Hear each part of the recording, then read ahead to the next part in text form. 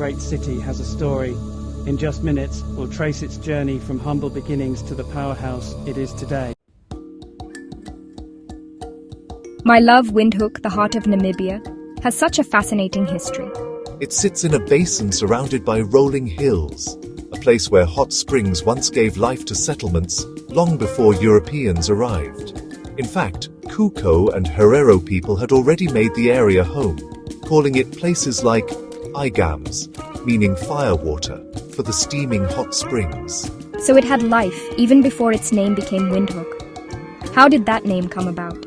The name Windhoek is often linked to Afrikaner settlers who arrived in the 1840s led by Jonker Afrikaner.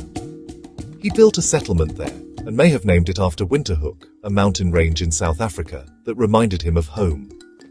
Over time, the spelling shifted to Windhoek. It became a vital place because it lay between the territories of the Nama and Herero people, though sadly, that also made it a center of conflict. And then the Europeans arrived in force, didn't they? Yes, my dear. In 1885, Germany declared the area part of German Southwest Africa. They chose Windhoek as their capital in 1890, and you can still see the German influence today in its buildings, like the Christ Church and the Alte Feste Fortress. Under German rule, railways were built, linking Windhoek with the coast and the interior. But those years also brought great suffering, with colonial wars and the tragic genocide of the Herero and Nama people in the early 20th century. History there must feel both heavy and resilient. It does. After World War I, South Africa took control under a League of Nations mandate, and Windhoek grew further as an administrative center. When Namibia finally achieved independence in 1990, Windhoek became the proud capital of a free nation, its skyline rising with new towers and modern districts, while still holding on to its colonial past. And the rivers? Does Windhoek have one?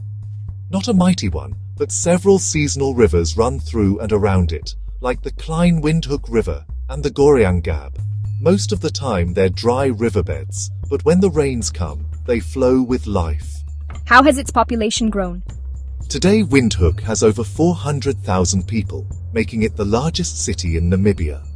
It's diverse, with the Ovambo forming the largest group, alongside Herero, Damara, Nama, and smaller communities of European, Afrikaans, and German descent. The city has grown rapidly since independence, with migration from rural areas adding to its size and dynamism. And were any remarkable people born there? Yes, love. Frank Fredericks, the Olympic sprinter who brought Namibia onto the world stage, was born in Windhoek. So too were leaders, writers and artists who shaped Namibia's identity, including figures like Nkex Toma, the actor famous for The Gods Must Be Crazy. Windhoek sounds like both a crossroads and a home. What's its profile today? It's the beating heart of Namibia's politics, economy, and culture. As the capital, it's where the government, banks, and industries are centered. But it's also unique in the modern world because it blends African traditions with European colonial legacies and cutting-edge modern life. You'll find German bakeries beside African craft markets and skyscrapers rising near colonial churches. What milestones mark its journey? The founding settlement by Jonker Afrikaner in the 1840s, the building of the Alte Feste in 1890, the arrival of the railway in 1902, the transition from German to South African control after World War I, the struggle for independence through the mid-20th century, and finally, Namibia's independence in 1990, with Windhoek at its core. If we were to visit today, where could we enjoy a meal together? Oh, so many lovely places. Joe's Beer House is iconic, with its hearty Namibian German fare. The Stellenbosch Wine Bar offers fine dining with an African twist. For a taste of local delicacies, we could try kapana, grilled meat served in open-air markets. And cafes in the city centre serve fresh pastries that still echo the German influence. And landmarks we'd wander hand in hand? We'd marvel at the Christuskirche, with its red roof and white walls, a symbol of the city. We'd see the Parliament Gardens, the Independence Memorial Museum, and the Alta Festa Fortress.